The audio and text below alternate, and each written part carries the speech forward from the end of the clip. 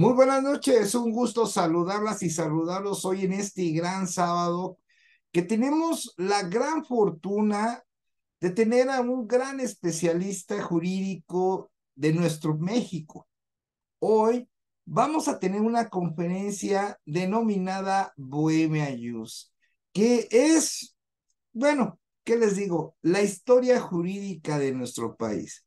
Existen muchos eventos importantes, uno de ellos, la independencia, en la cual pues existieron muchas figuras, muchos personajes que en verdad es un análisis bien importante conocer nuestra historia y más en la parte jurídica porque nos va a ayudar a comprender, bueno, trasladarnos, hacer un viaje histórico nosotros el día de hoy para entender de alguna manera muy padre, o sea, porque esta es una conferencia pues relajada, una conferencia que en la cual pues venimos a aprender todos y todas y bueno, la historia jurídica nos es tan bella en nuestro país que eso nos lo permite.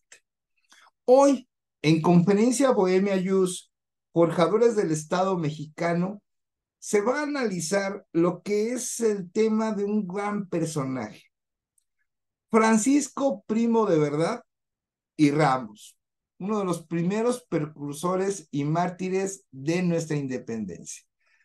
Bueno, todos los que pertenecemos, digamos, ya que estamos un poquito viejitos, pues este tema me hizo recordar cuando yo iba en la primaria y pues alguien que no, yo no lo conocía. En verdad no tenía yo información y bueno, para eso estas son estas grandes conferencias que nos permite tener ese viaje, ¿no? Yo le llamo trasladarnos a esa época de una manera padrísima, de una manera profesional y claro, con el gran experto, un gran historiador, el gran maestro José Miguel González, el licenciado en Derecho por la Universidad Nacional Autónoma de México, título con mención honorífica con la tesis Importancia social y doctrinal de los interdictos.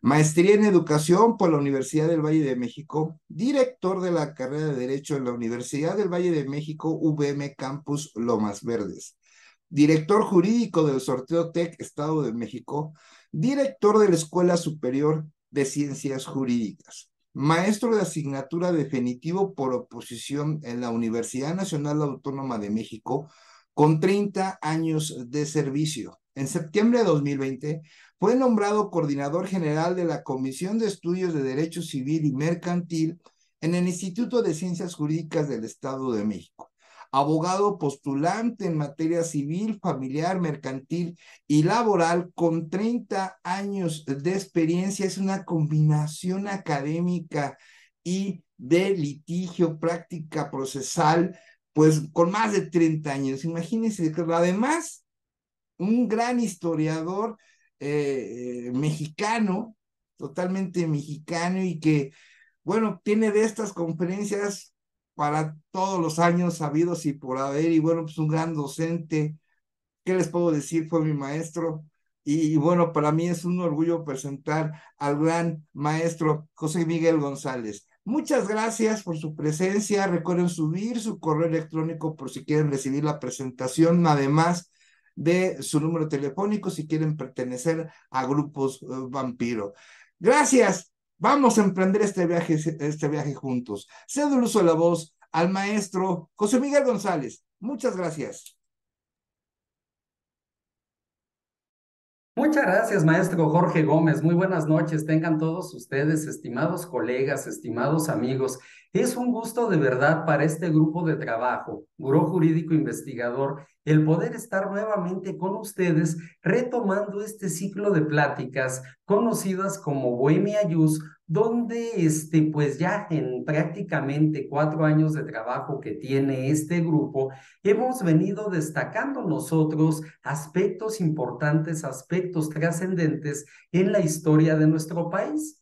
Desde luego con el enfoque legal, aportaciones que hemos tenido de diversos personajes, tanto en la consolidación del Estado mexicano como de manera particular en lo que es la consolidación en lo que es en este caso la estructura legal de nuestro país. Estamos en el mes de septiembre y pues obviamente es el mes de la independencia. Ahorita yo quisiera aclarar un poquitito esa parte y ser un poquito más extenso en ese sentido. Y hay aspectos que muchas veces se pasan por alto, aspectos que no se les ha dado la importancia debida. De entrada, quisiera hacer yo una pequeña aclaración. Todos nos vestimos de México el día 15 de septiembre festejando nuestra independencia nacional, cuando en realidad pues el inicio de la guerra de independencia tiene lugar el día 16 de septiembre, no el día 15 de septiembre. Eso se debió a una situación del cumpleaños del entonces presidente Porfirio Díaz, quien entonces pues le da un poquito más de realce al día 15. Pero también hay que aclarar una segunda parte. La independencia de México no se da el 16 de septiembre de 1810. Ese día inicia una guerra que dura exactamente 11 años, 11 días, porque en realidad la consumación de nuestra independencia nacional se va a dar un 27 de septiembre de 1821 con la entrada del ejército trigarante a la Ciudad de México y al día siguiente, 28 de septiembre, es cuando se firma finalmente el Acta de Independencia. Bien. Estamos entonces en el mes de la patria, eso pues es algo que nosotros no podemos pasar por alto. Sin embargo, del personaje que vamos a hablar hoy, vamos a señalar una serie de acontecimientos que suceden un 15 de septiembre, pero no de 1810, sino 2 años antes, 15 de septiembre de 1808, con diversos movimientos, diversas situaciones que se van a presentar en lo que es, en este caso, antecedentes de lo que es ya un intento de independencia en este caso, de la corona española. En ese sentido, entonces, pues vamos a ir nosotros destacando el por qué hemos querido hablar hoy de este personaje en el marco de nuestras fiestas patrias.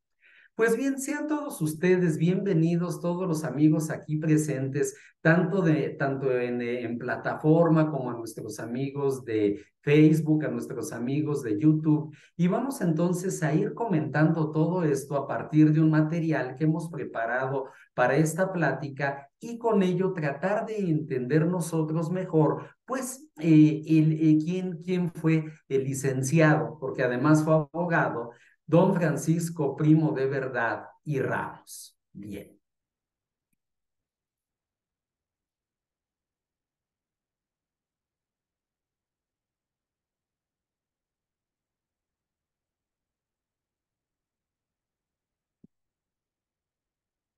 Aquí vamos a ir combinando una serie de comentarios, no solamente del licenciado Primo de Verdad, sino de algo que considero yo relevante de tratar de entender, tratar de asimilar en el camino de lo que fue no solamente el inicio, no solamente la consolidación, sino el seguir reforzando a lo largo de todo este tiempo histórico lo que es el sentimiento nacional, lo que es una verdadera independencia. Y con esto me quiero referir yo a algo que vamos a denominar o a tratar de entender como el sentir criollo. Muchas veces ha sido tema de discusión, ha sido tema tabú, si se me permite utilizar ese término, el hecho de que fueron grupos indígenas quienes consolidan la independencia nacional o quienes la inician. La realidad de las cosas es que el movimiento que vamos a comentar el día de hoy, como lo fue también la Junta de Querétaro, donde intervienen don Miguel Hidalgo y Costilla, la corregidora Josefa Ortiz de Domínguez, su esposo don Miguel Domínguez, Epigmenio González, Ignacio Allende, algunas personas que se reunieron en ese momento, y son personas criollas. Y el personaje que vamos a comentar hoy también es criollo. Entonces, ¿qué debemos entender en ese sentido? No podemos entender ni la independencia de México, ni el desarrollo de México como país en el camino posterior, siglos XIX, XX, incluso siglo XXI, que es en el que nos encontramos, si no entendemos previamente qué es el sentir criollo, qué es este término de criollo y por qué lo quiero yo tomar para esta plática del día de hoy. La palabra criollo subraya el lugar de nacimiento de la persona y la raza de sus progenitores, dos cosas, lugar de nacimiento de una persona, pero también raza u origen de sus progenitores.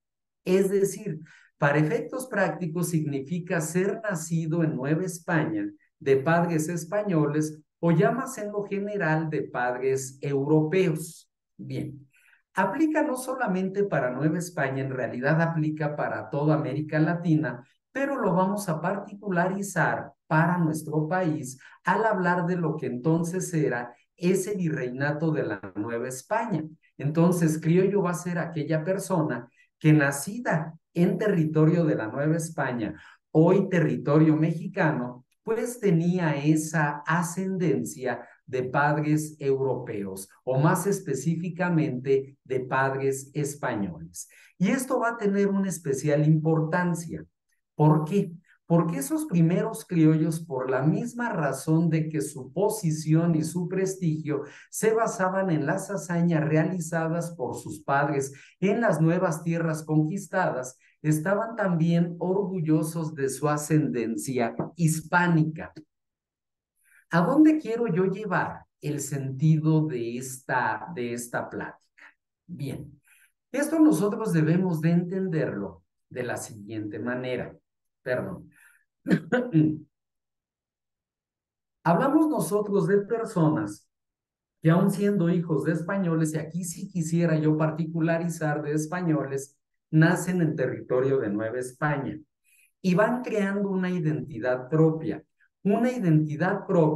que desde luego se basa en lo que son, en este caso, ese antecedente histórico, pero también en lo que es ya un sentimiento de arraigo a esta nueva residencia, a la residencia de lo que hoy es territorio nacional. En ese sentido, entonces, estoy orgulloso de mis raíces españolas, de esas hazañas realizadas por padres, pero también voy creando ese sentimiento de identidad hacia esa nueva tierra en la cual yo me he arraigado. Y vamos a profundizar un poquito en ello y cómo fue una situación, si se puede decir, de discriminación o de falta de oportunidad para este sector criollo, lo que fue gestando el movimiento de independencia.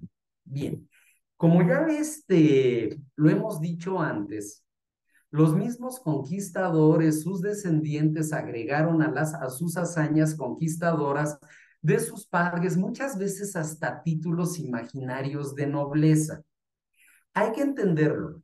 Aun cuando España hoy en día sigue siendo una monarquía y existen los títulos nobiliarios y han existido a lo largo de los siglos, no toda la gente española es noble.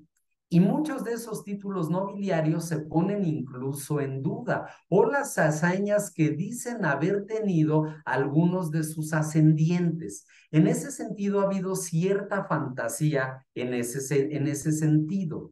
Por eso hablamos de títulos imaginarios de nobleza en sus padres y ascendientes, afirmando que procedían de familias españolas antiguas, de viejos y buenos cristianos, o lo que es lo mismo, que eran hidalgos, hijos de alguien que tenía cierto abolengo y estima social en sus antecedentes. Incluso el mismo Hernán Cortés presumía que allá en Medellín, en la zona de Extremadura, en España, pues él era precisamente hijo, descendiente de hidalgos de aquella región. Gentes, vamos a decirnos nosotros, de una nobleza baja que a lo mejor habían tenido algún hecho relevante y que, pues, lo voy a decir de una manera muy coloquial, muchas veces hasta vivían del cuento. Pero bueno, eso les daba esa posición. ¿Qué significa esto de viejos y buenos cristianos? Esto se da sobre todo a raíz de la expulsión de los judíos de España, pues todas aquellas personas que argumentaban ser descendientes de viejos y buenos cristianos para que no se les confundiera con judíos y fueran expulsados de territorio español. Entonces, para estos primeros criollos, tanto su persona como su posición social y económica descansaba en ese prestigio de ser españoles y de ser descendientes de conquistadores, aunque no se haya dado necesariamente esta situación. Bien, entonces, aquí particularizando, el criollo es el hijo de españoles, es el que está asentado en territorio de la Nueva España, que está orgulloso de esa ascendencia, de todo ese triunfalismo que hemos señalado, de todas esas hazañas, pero que también hay que reconocerlo, crea ya un sentimiento de arraigo y sobre todo de identidad con esta nueva tierra. ¿Y cómo se va a ir dando entonces ese deseo de independencia? Vamos comentándolo. Este sustento original de ser criollo entró en crisis cuando la corona atacó el fundamento de su posición económica y social e instaló en el virreinato una burocracia de funcionarios españoles que excluyó a los criollos de los puestos directivos. Traduciendo nosotros al español, estimados amigos, esto que aquí se comenta es algo muy sencillo. El ser criollo de alguna manera me marginaba para ocupar ciertos puestos importantes en lo que era el virreinato de la Nueva España. Todos los virreyes sin excepción, y fueron 300 años de virreinato, todos fueron españoles peninsulares, todos fueron españoles nacidos en España. Y no solamente para el cargo de virrey, de intendente, de capitán general, de titular de alguna audiencia, de juez, etcétera, etcétera. De todos esos cargos, pues fueron asignados españoles. Los criollos no tenían oportunidad de ejercer esos cargos y eso entonces crea ese sentimiento de marginación que he venido comentando, que he venido destacando. Así, ese resentimiento en los criollos por el continuo deterioro de su posición social se expresó en una animosidad acerba contra los gachupines. Y ahorita vamos a comentar un poquito en ese sentido. Es decir, los españoles que venían a hacer la América, ahorita vamos a comentar también qué es esto de hacer la América, que permanecían unos cuantos años en ella y regresaban a España enriquecidos. No quisiera yo, antes que nada quiero aclararlo, y antes que nada uno tiene que ser respetuoso, el utilizar aquí el término del gachupín, no lo quiero manejar como un ataque a la gente española. Hablo de algo que sucedió, de un término que se da y que trata de señalar, trata de identificar a cierto sector de españoles. Surge esa animadversión. ¿Contra quién? Contra aquellos que se denominaban gachupines, es decir, gentes de poca, nula, escasa preparación que venían a hacer la América. ¿Qué es hacer la América? Y esto es un fenómeno que a la fecha sigue vigente. El español peninsular que viene en busca de fortuna a territorio latinoamericano, en concreto a territorio mexicano, que permanece algunos años en México, que trabaja, que crea algún capital importante y se regresa a España para gozar de ese capital. No podemos negar, y lo podemos percibir en el centro histórico de la Ciudad de México y de algunas otras ciudades de nuestro país como Guadalajara, como Puebla, que muchos de los comercios, que muchas de las industrias que hay son de españoles y que entre ellos mismos se apoyan. Y muchos de ellos pues vinieron precisamente a hacer la América, vinieron en busca de fortuna. ¿Qué dicen los criollos? ¿Por qué a ese aventurero le dan puestos importantes, lo hacen partícipe de la administración pública de la Nueva España? Si yo también tengo ascendencia española, pero lo que los limitaba era el hecho de ser ya nacidos en territorio de Nueva España. De ahí que hablamos de criollos, de ahí que hablamos ya de una población novohispana. Entonces, va surgiendo esa situación respecto de los criollos. Tengo ascendencia española, incluso mi físico es de español, pero soy marginado, no soy tomado en cuenta para participar en el ejercicio del poder que era exclusivo de españoles peninsulares. Entonces van creándose resentimientos. Y es en ese margen, es en ese ámbito, es en ese entorno histórico que entonces nace y surge nuestro personaje. El licenciado en Derecho, el abogado, don Francisco Primo de Verdad y Ramos, quien naciera en el estado de Aguascalientes un 19 de junio de 1760. Como ya destacábamos nosotros, fue abogado y prócer de la independencia de México. Vamos a ver ahorita el por qué. Lo defino así, tanto como un prócer y también como un mártir, y de ahí el eslogan que manejamos en la invitación que se hizo a todos ustedes para la plática del día de hoy. ¿Por qué? Porque poco se habla de él. Alguien podría señalar, oye, es que en mis clases de historia, pues nunca oí hablar de un Francisco Primo de Verdad, como tampoco oí hablar de Francisco Azcárate, ni tampoco de Melchor de Talamantes, otros dos personajes cuyo comentario haremos en algunos minutos más. Entonces, vamos a ver el por qué entra nuestro personaje como precursor, como forjador ya de una idea de independencia. Y en ese sentido, pues tenemos nosotros que dentro de su trayectoria personal, cursó los estudios de ley. Bueno, aquí viene el comentario importante.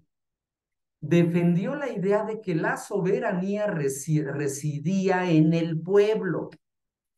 Eso que hoy es una verdad universal, eso que hoy en día los estados modernos sustentan como parte de su hegemonía, ese sentimiento de soberanía, esa autodeterminación de los pueblos, fue defendida por don Francisco Primo de Verdad.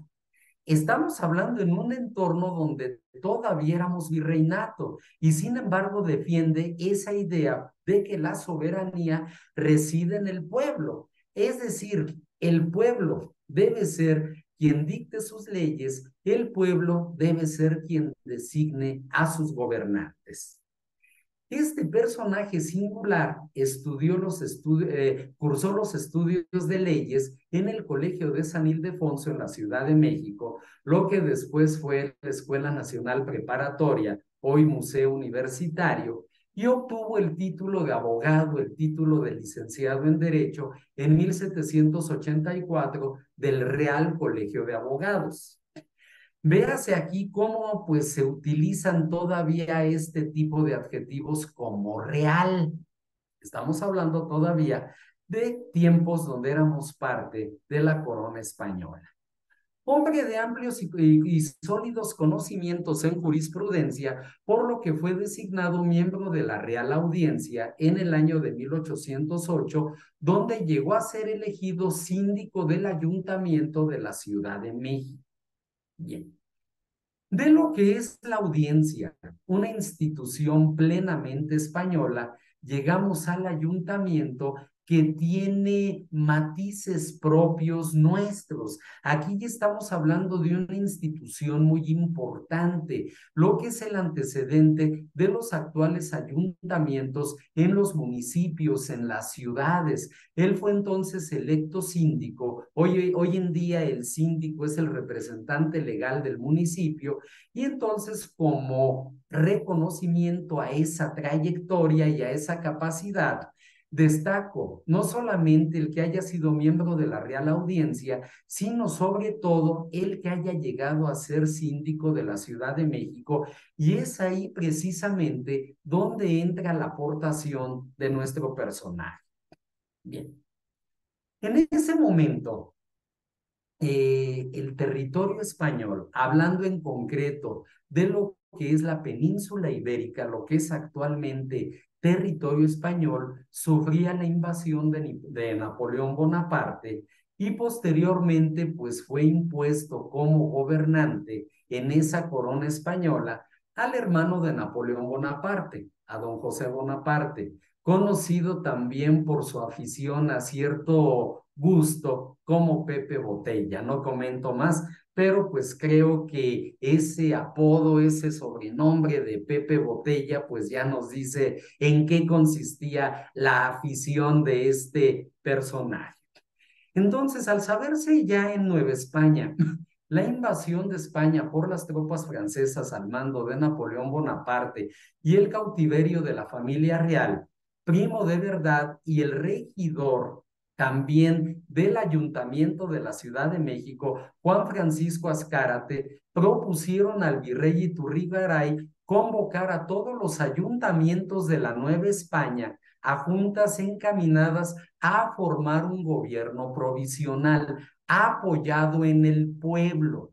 Veamos entonces esto qué importante es. Estamos hablando de una estructura, estamos hablando de algo muy concreto, que si hubiera prosperado, a lo mejor la historia de una guerra de independencia y una consumación de la guerra de independencia hubiera sido totalmente distinta a lo que nosotros conocemos. Juntas formadas por los miembros de todos esos ayuntamientos, apoyados en el pueblo. Esa parte que en el derecho constitucional es importantísima. La soberanía reside originariamente en el pueblo y será el pueblo quien decida su destino. Será el pueblo en donde resida esa autodeterminación. Veamos entonces qué importante fue ese movimiento. Debido entonces a esta guerra que se tiene con Francia, las colonias españolas fueron profundamente explotadas por las autoridades españolas que extraían de ellas recursos para resistir la embestida napoleónica. Es triste que no solamente las riquezas que se llevaron de Nueva España durante 300 años, sino de lo que es el virreinato del Perú, el de la Nueva Granada, que hoy es Colombia, el del Río de la Plata, pues que hoy es Argentina, en realidad servían para financiar guerras que tenía la corona española en Europa. Y aquí pues obviamente se dispuso todavía más de más recursos para hacer frente a esa invasión napoleónica y al pintoresco personaje Pepe Botella que ya comentábamos nosotros. ¿Quiénes entre muchos participaron en estas juntas? Ya hablábamos de Juan Francisco Azcárate, ya hablábamos desde luego de don Francisco Primo de Verdad, pero hablamos también de un peruano, de un fraile mercedario, que fue Melchor de Talamantes, de pensamiento liberal, que veía en aquella crisis, la crisis que se vivía en España, una verdadera oportunidad de completa independencia de la metrópoli colonial. Veamos entonces lo importante que resultan aquí, estimados amigos, las coyunturas históricas. Ese momento como una posibilidad de poder ya pronunciar una independencia. Hay momentos interesantes.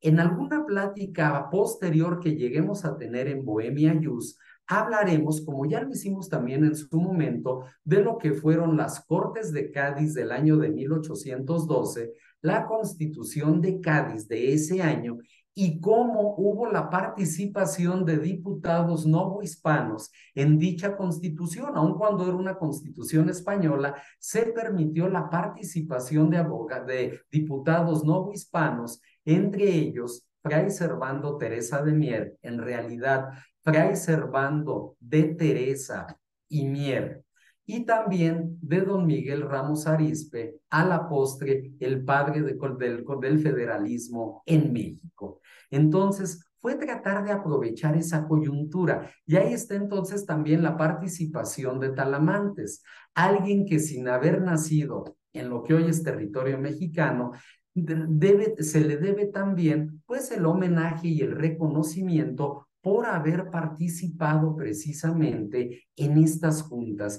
en este ideario de independencia.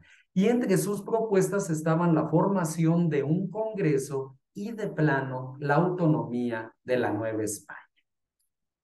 Quisiera también extender un poquitito el comentario en relación a lo que es el Congreso. Uno de los principios fundamentales del Estado federal es el de la división de poderes. Poder legislativo, poder ejecutivo, poder judicial. Al hablar de un Congreso, hablamos precisamente de la representación del pueblo a través, hoy en día, de diputados y senadores, a través, en aquellos tiempos, pues de diversos representantes, pero ya entonces una soberanía de carácter representativo en lo que es un Congreso. Con eso entonces, pues dejamos nosotros de lado aquella situación de la concentración del poder en una sola persona. Uno de los principios del federalismo es que un poder no podrá concentrarse jamás, dos o más poderes no podrán concentrarse en una sola persona. Entonces, veamos qué importante propuesta. El poder establecer un Congreso como medio y órgano de representación del pueblo y de plano la autonomía de la Nueva España. Y tenemos aquí una frase trascendental totalmente de don Francisco Primo de Verdad, que nos dice mucho de ese ideario, que nos dice mucho de ese pensamiento. Trataré de ser lo más preciso. Creo por principio que disuelto como se halla el gobierno de España mientras se rehace el pueblo, origen y fuente de la soberanía, debe depositarlo en un gobierno provisional con el objeto de llenar el hueco que por ausencia del rey hoy hay en la administración pública. Desglosémoslo un poquito, trataré de ser lo más preciso, es decir, está concretando, está acotando ese pensamiento. Creo por principio que disuelto como se halla el gobierno de España, esa es la realidad, a partir de esa invasión napoleónica, mientras se rehace el pueblo, origen y fuente de la soberanía, origen y fuente de la soberanía, debe depositarlo en un gobierno provisional con el objeto de llenar el hueco que por ausencia del rey hay en la administración pública. No se está renunciando a un sistema monárquico, también hay que destacarlo. Incluso hay que ver que en lo que es ya la guerra de independencia, como la conocemos, tanto sobre todo en lo que fue el Congreso de Chilpancingo, la Constitución de Apatzingán, uno de sus puntos era ofrecerle a Fernando VII, rey de España, la corona de lo que se pretendía crear aquí como país independiente. Entonces, no es una renuncia a la monarquía, pero sí es ya el poder establecer un gobierno provisional de carácter independiente, donde la fuente de dicha soberanía sea precisamente el pueblo. Veamos entonces qué tan fuerte es todo ese pensamiento ilustrado, podemos llamarlo, porque recién había dadose en lo que es Europa, específicamente en Francia, pues precisamente el fenómeno de la ilustración y el derrocamiento del absolutismo. Queda entonces para la posteridad este pensamiento que aglutina precisamente el ideario político de don Francisco Primo de Verdad. Las aportaciones en la historia no debe ser necesariamente la gran aportación, la gran proeza. Es que yo trascendí en la historia porque en hechos de armas maté a miles o por qué logré evitar un cerco. Las aportaciones también se dan en lo intelectual, también se dan en el ser propositivo, en una estructura que nos permita definirnos ya como un país independiente, de raíces con un país, con una corona, durante 300 años a través de un virreinato, pero definitivamente ya hoy con un matiz propio. Y por eso yo destacaba al principio de esta plática, estimados amigos, y quise empezar con ello, el porqué del sentir criollo, porque es precisamente entre los criollos donde surgen estas primeras ideas de independencia. Sé que alguien me podría decir, sí, pero esto no es nuevo. Fue el mismo Martín Cortés, hijo de Hernán Cortés, quien intentó esa independencia. Efectivamente, como hubo también intentos posteriores, pero ya con una idea, con una estructura, con un ideario bien definido, este inicio del siglo XIX resulta fundamental y mucho tiene que ver la ilustración en ese sentido para crear ya la idea de una soberanía y, por qué no, de un país independiente con historia propia, con cultura propia, con idiosincrasia propia. Entonces, ahí está precisamente esta aportación. Esta aportación, esta junta que finalmente de miembros de los ayuntamientos, que tuvo lugar un 9 de agosto de 1808, y donde sus principales puntos de esta junta convocada por Primo de Verdad, por Talamantes y por Azcárate, fueron la estabilidad de las autoridades constituidas, la organización de un gobierno provisional y las facultades que el virrey debería tener dentro del gobierno. Es decir, se está limitando también la facultad del virrey, buscando precisamente romper ese absolutismo. Entonces, hablamos de una estabilidad, hablamos de una organización, una estructura ya de carácter burocrático en ese gobierno provisional y las facultades que el virrey debería de tener. No estamos quizá renunciando todavía a un virreinato, pero sí estamos nosotros ya tratando de establecer precisamente una estructura ya con cierta independencia. Esta postura no fue del gusto, obviamente, de los españoles en Nueva España. Hablo de los españoles del peninsular, de ese que, como comentábamos al principio, venía a ser la América. Este grupo de españoles temían que la idea de autonomía y de autogobierno fuera asumida por los pueblos originarios de lo que hoy es México, levantándose estos en una revolución contra los terratenientes que los explotaban. Obviamente, si el español peninsular venía a ser la América, podía asumir estos cargos que ya señalábamos. Entonces, obviamente que estas juntas que buscaban crear ya una estructura de carácter independentista no iba a ser en buenos términos. Y por ello es que se va a presentar también el fatal desenlace de nuestro personaje. Tenemos nosotros así entonces que debido a esto viene entonces la antítesis de las juntas provisionales, de las juntas del ayuntamiento, Debido a esto se formó el grupo de patriotas de Fernando VII, bajo la coordinación de un hacendado que se llamó Gabriel Joaquín de Yermo, tomando la casa del virrey, y eso es algo que también poco se comenta, un 15 de septiembre de 1808. Por eso digo, septiembre, perdón, es rico en nuestra historia patria, pero no solamente por la historia oficial, sino también por esta parte. Se toma entonces la casa del virrey este 15 de septiembre de 1808. Apresan al virrey y colocan en su lugar a Pedro de Garibay. Y es un 16 de septiembre donde Azcárate, Primo de Verdad y Talamantes fueron aprehendidos en medio de una represión cuyo lema, un lema que también trasciende en la historia, fue encierro, entierro o destierro.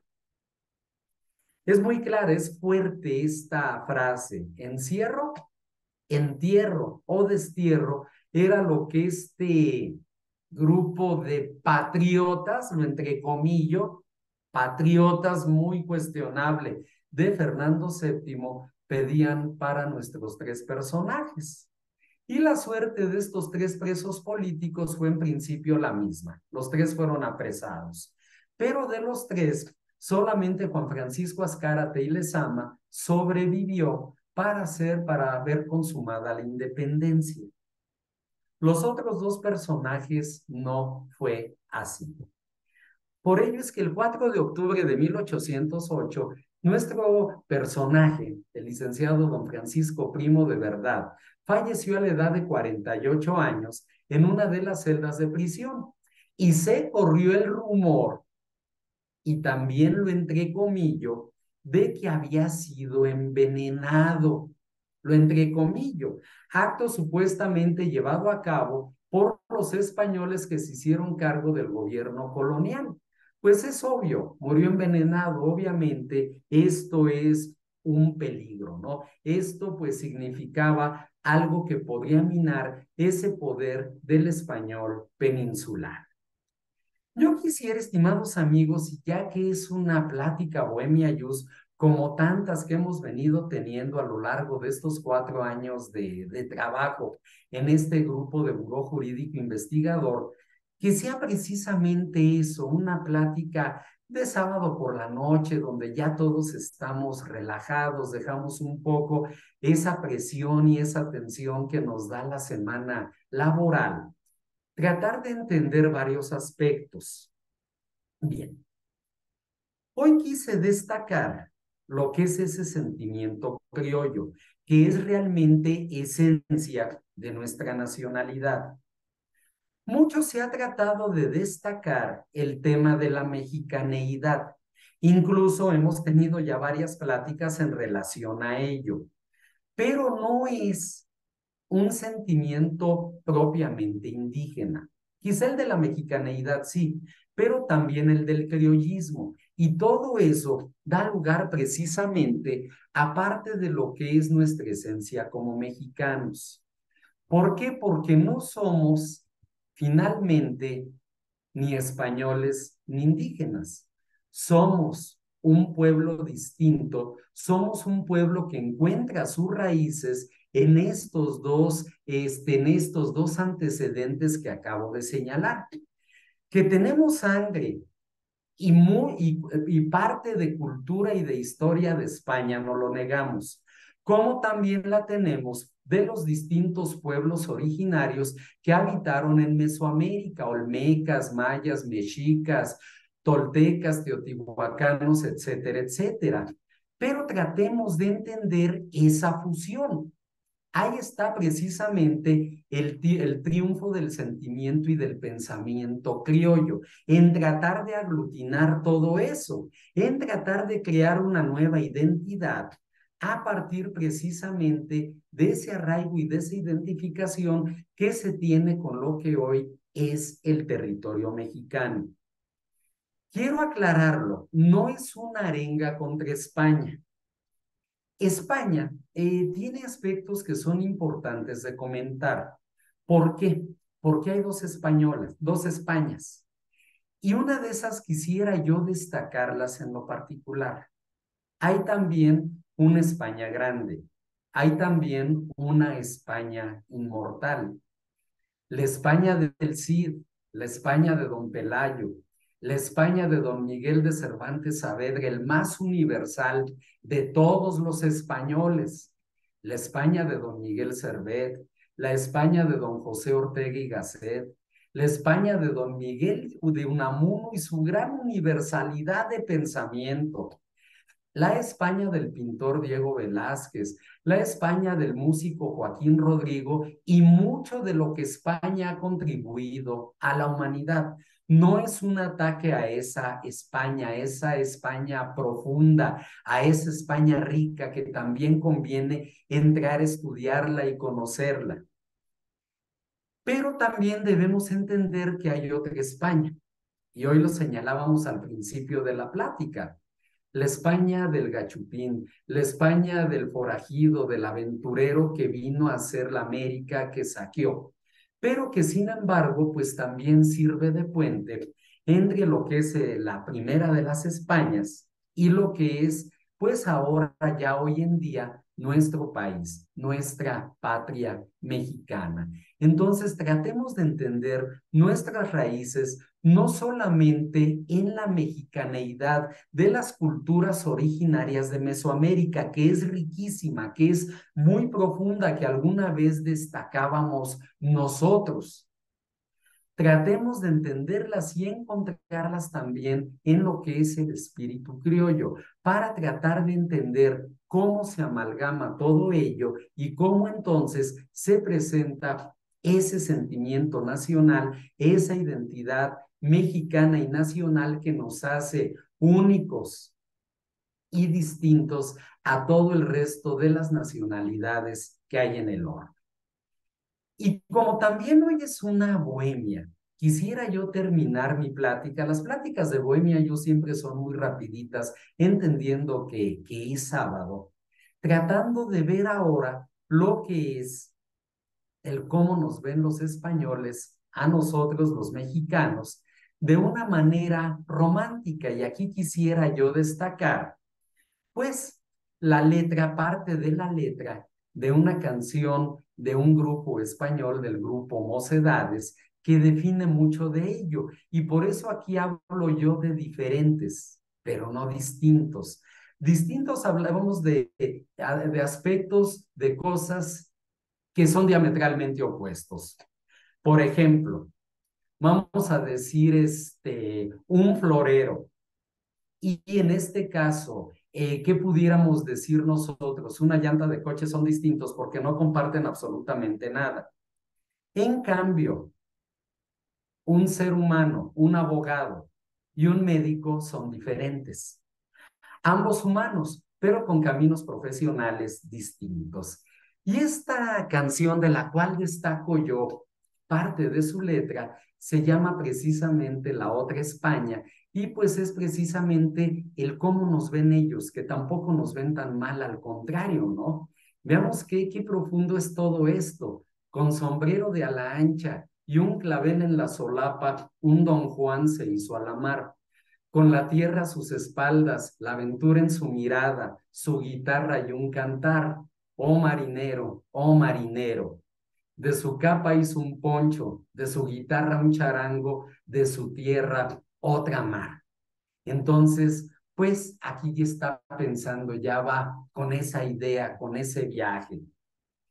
Tú eres la otra España, la que huele a caña, tabaco y brea.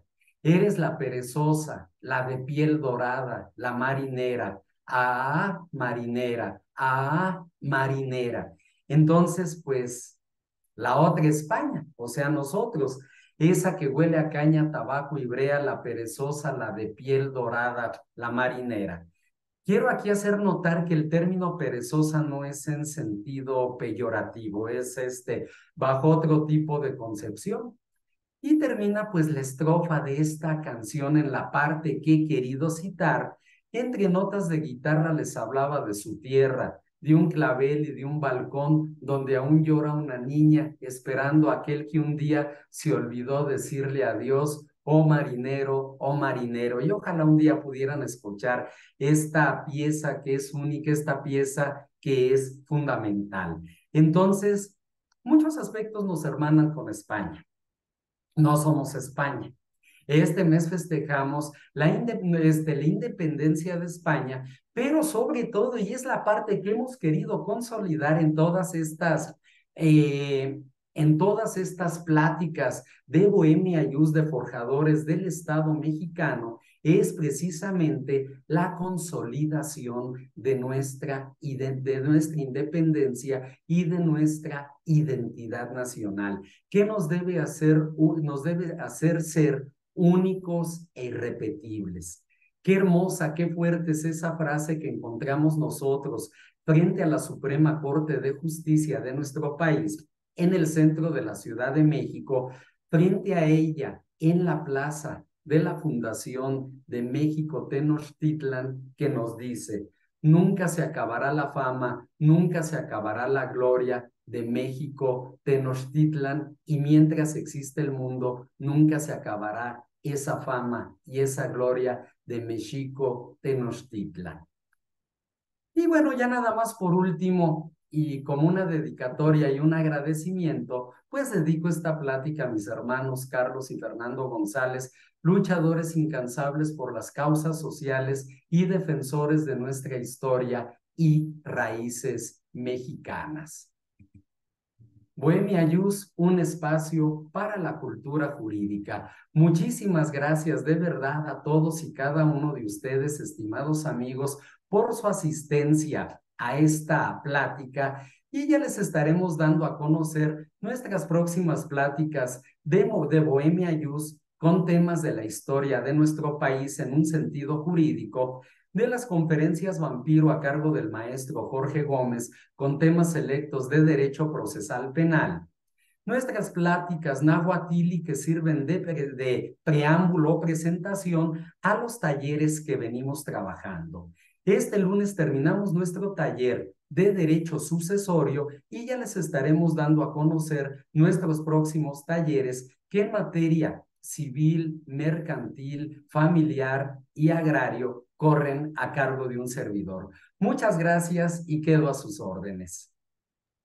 Muchísimas gracias, maestro José Miguel González. Bueno, ¿qué les puedo decir? Un gran viaje que hicimos a la historia de la época de los inicios de la guerra de independencia. Y bueno, pues como él bien lo comenta, hay otros actores que no conocemos, pero bueno, ya en un futuro muy próximo, el maestro José Miguel González ya nos hará más enriquecer estos temas y bueno, y conocer esos otros invitados que tendremos más adelante. Y bueno, también invitarlos a que continúen en nuestras redes sociales. Nos pueden encontrar en Facebook como Buró Jurídico Investigador, en YouTube como Buró Jurídico Investigador. Todas las actividades en redes sociales son totalmente gratuitas y bueno, cualquier situación al respecto, pues ya conocen los medios o que den inscribirse a nuestro canal de YouTube, inscribirse a nuestra página de Facebook y bueno, pues ahí estaremos hoy, mañana y siempre. Alguien que tenga una duda, en este momento voy a abrir micrófonos, que alguien quiera compartir algún tema, algo relacionado con lo que vimos el día de hoy. Ya en este momento pueden ustedes abrir su micrófono y alguien tiene una duda, adelante, por favor.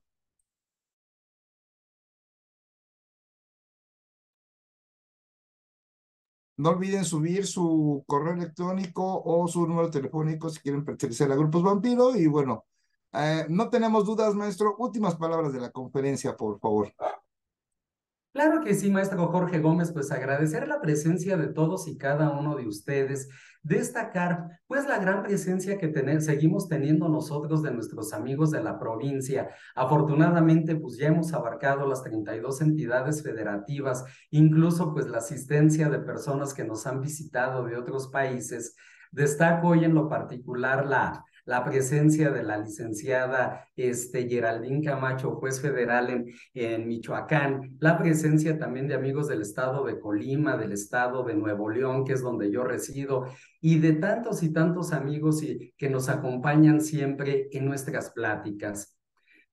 Termino con esta frase de un poeta que fue don Manuel Benítez Carrasco, que decía: vestirse de charro es vestirse de México, vestirse de charro es vestirse dos veces de caballero, invitándonos a que sintamos verdaderamente nuestra independencia nacional, más allá de un festejo eufórico. Veamos y seamos conscientes de todas aquellas personas que aportaron ese granito de arena para hoy disfrutar de una independencia nacional consolidada. Somos el resultado de ese devenir histórico. Por eso destaco siempre la importancia del tema histórico. ¿Por qué? Porque nos debemos a nuestra historia, y un país que no conoce su historia está condenado a repetirla.